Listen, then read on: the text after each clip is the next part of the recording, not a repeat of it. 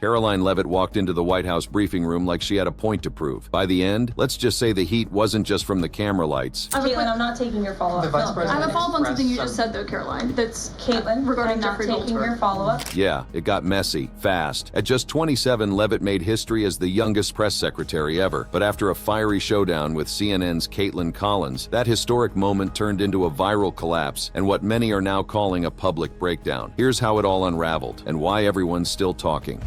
The setup: White House press secretary under fire. Karoline Leavitt isn't just any press secretary. At 27 years old, she made history as the youngest person ever to step into this high-pressure role, shattering the previous record held by Nixon's press secretary Ronald Ziegler, who was practically ancient by comparison at 29. But while her youth might have initially been seen as a fresh approach to an administration looking to reset its media relations, it's quickly become one of the main talking points surrounding her increasingly controversial tenure. Let's be real here. Being the voice of the president is a pressure cooker job on a good day. But when you're doing it for Donald Trump, a man known for his, let's say, unique relationship with the press, that's playing politics on expert mode with one hand tied behind your back and possibly a blindfold thrown in for good measure. From day one, Leavitt has been carving out a reputation that's eerily reminiscent of Trump's first-term media strategy. We're talking combative, confrontational, and with all the subtlety of a sledgehammer at a china shop. Her debut briefing back in January set the tone when she boldly declared that trust in mass media had reached a record low, while emphasizing the growing influence of new media platforms. Translation: traditional press, you're on notice. Her style: picture a Leonardo da Vinci Madonna, as the Washington Post so colorfully put it, but styled for a Fox News hit. Polished, confident, and with the kind of righteous delivery that makes supporters cheer and critics seethe. Former Trump advisor Kellyanne Conway praised her as the next generation of Trumpian democratization of information, which is about as subtle a political endorsement as a fireworks display on the 4th of July. But Leavitt's approach has been raising eyebrows and blood pressure among the White House press corps for months now. Take the incident with HuffPost reporter S.V. Date, who found himself unceremoniously removed from pool duty after asking Trump about a controversial ex-post by J.D. Vance. When questioned about this move, Leavitt reportedly told Date he should be grateful HuffPost remained in the pool at all. HuffPost's editor-in-chief Whitney Snyder called the decision unprecedented and outrageous, while New York Times reporter Peter Baker noted it sent a crystal-clear message: unfavorable coverage could lead to restricted access. Subtle as a nuclear explosion, right? Then there was that moment during a briefing when April Ryan of the Griot asked about the White House's plans to celebrate Black History Month. Leavitt's response: as far as I know, this White House certainly still intends to celebrate, and we will continue to celebrate American history and the contributions that all Americans, regardless of race, religion, or creed, have made to our great country, and America is back. Many interpreted this as essentially an all lives matter stance, sidestepping the specific focus on racial equity that the question was addressing. But these incidents were merely the opening acts, the appetizers before the main course of controversy that would unfold on March 26, 2025, during what should have been a routine press briefing. And that's where our story really begins to get interesting. Picture the scene: the James S. Brady press briefing room at the White House, 1 p.m. EDT. Journalists settled into their seats, notebooks ready, smartphones fully charged, all prepared for what they thought would be just another day at the office. Little did they know they were about to witness what some would later describe as a press secretary crumbling under pressure, and others would call a dramatic example of losing her temper before running away from tough questions. The briefing started innocently enough. Leavitt began by highlighting what she described as President Trump's latest accomplishments, including securing trillions in foreign investments. She proudly ticked off the administration's wins: $700 million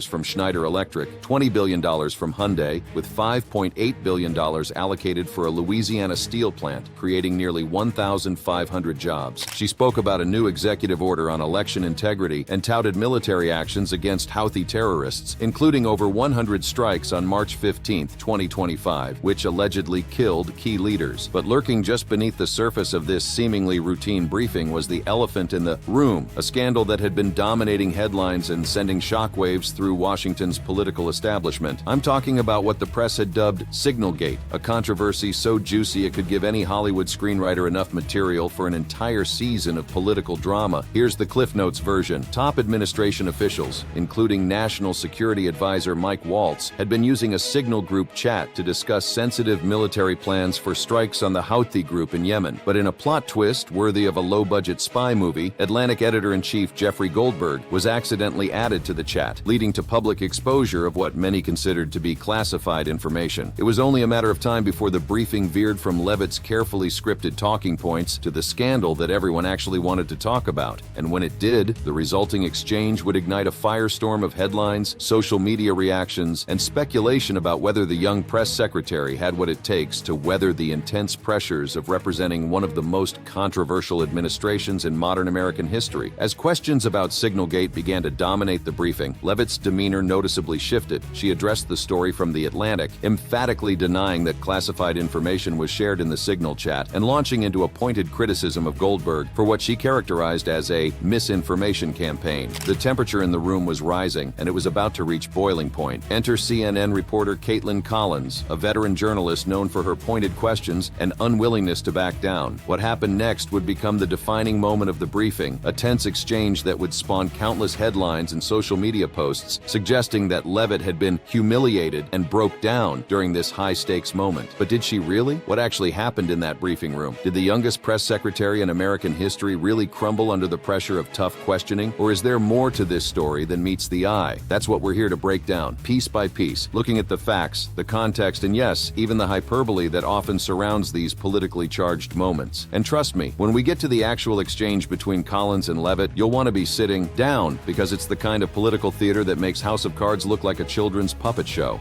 The confrontation: Karoline Collins versus Karoline Leavitt. Now let's dive into the meat of this political pressure cooker, the moment that had Washington insiders texting each other with wide-eyed emojis and journalists frantically typing breaking news alerts. I'm talking about the showdown between CNN's Karoline Collins and Press Secretary Karoline Leavitt that sent shockwaves through the political media sphere. Questions about the Signalgate scandal have already begun to dominate the conversation, and Leavitt is visibly on the defensive, her usual polished confidence showing the first hairline fractures. Then comes the moment that would launch 1,000 headlines. I have two questions. One on a follow-up on something you just said, but since we have these messages released and you said that the president has now personally reviewed them, at the chat at one point Pete Hegseth wrote 1415 strike drones on target, and in all caps he said, "This is when the first bombs will definitely drop."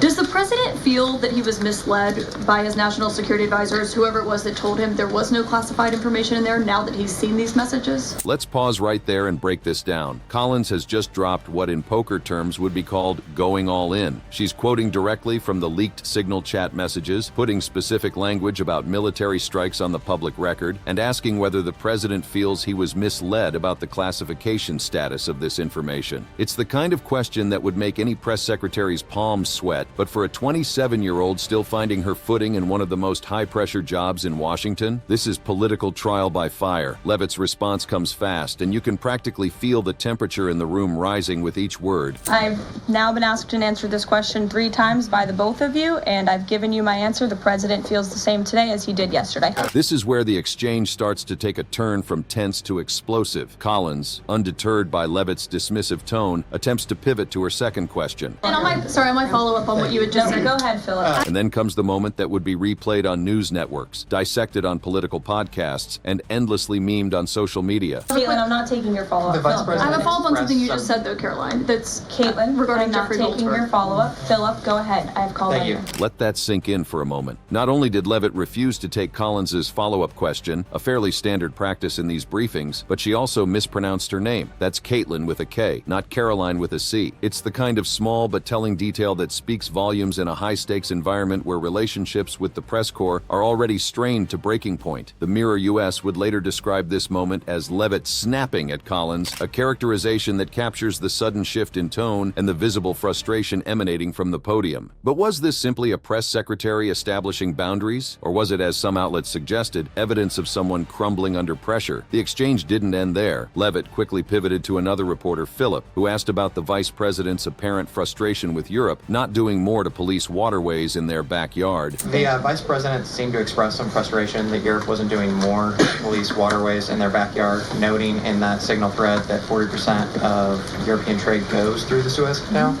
Does the president share that opinion and frustration? And then going forward, should the Europeans be responsible for policing that waterway? Leavitt's response here is telling. She appears to regain some composure, reminding the room that Trump had addressed this question the previous day. Well, the president was asked this question yesterday by the pool in the cabinet room, and he answered this question. He said yes, he believes that Europe has been, as the vice president put it, freeloading on the backs of American taxpayers and off the backs of the United States of America, and he wants to ensure that Europe pays their fair share. He's always been very honest and upfront about that. And I think the vice president shares those concerns with him as well. But the pressure wasn't letting up. Philip followed up with what could only be described as a political fastball aimed straight at the administration's handling of Signalgate.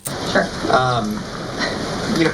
Enlisted soldiers, sailors, and Marines would face consequences if they shared this type of information inadvertently with a reporter.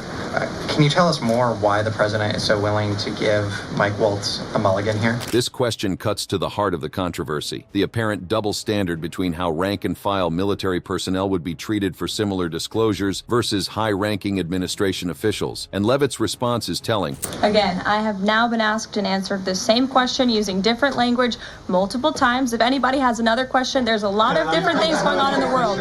We have tariffs possibly being implemented later today. The president is going to talk about that at 4 o'clock this afternoon. This is what we call in the political communications world a full pivot, changing the subject entirely rather than engaging with the question at hand. And it's at this point that Leavitt ended the briefing after less than 25 minutes, with her speaking for under 10 minutes. She cited the need to attend a vice presidential event with J.D. Vance as the reason for her departure. But reports suggest the intense questioning played a significant role in her decision to cut things short. Now let's take a step back and analyze what really happened here. Was this, as some outlets described it, a breakdown or a case of someone being humiliated by tough questioning? Or was it simply a press secretary making a strategic retreat from a briefing that had veered far from her preferred talking points? The reality, as is often the case in these politically charged moments, lies somewhere in between the hyperbole of social media reactions and the clinical detachment of official statements. What we witnessed was a young press secretary facing perhaps the most challenging moment of her brief tenure, responding with a mixture of defensiveness, frustration, and ultimately avoidance. It's worth noting that despite claims of Leavitt breaking down, no credible sources reported her crying or displaying extreme emotional distress. The term breaking down appears to be a sensationalized interpretation of her frustration and early exit, the kind of exaggeration that has become all too common in our politically polarized media landscape. During this same briefing, Leavitt made several other notable remarks that added fuel to the already blazing controversy. She admitted that Joe Biden won the 2020 election while criticizing Goldberg, a significant statement given the administration's reluctance to acknowledge this fact. She also suggested that Goldberg's reporting contributed to the Iraq War, a serious accusation against a respected journalist. And perhaps most tellingly, she claimed that Signal is an approved app and dismissed Signalgate as a hoax, statements that raised eyebrows among security experts and political observers alike. But what's perhaps most fascinating about this entire episode is how it plays into the broader narrative of Leavitt's tenure as press secretary. From her first day on the job, she has positioned herself as a loyal defender of Trump and a skeptic of traditional media. Her approach, described by The Guardian as capable of going full North Korea in her loyalty to the president, has always been confrontational. Let's take a look at her own words during the State of the Union response, where she laid out her view of the media landscape with crystal clarity. And it's not just the Democrat Party. The mainstream media still doesn't get it. Last night, MSNBC's Nicole Wallace disgustingly looped in a 13-year-old boy with brain cancer into an attack on the president over January 6th. And CNN's first Chiron out of the speech called it divisive. President Trump wasn't divisive. The Democrats were. And CNN was proven wrong by their own viewers, 69% of whom, in a post-speech poll, said they had a positive reaction to the president's speech.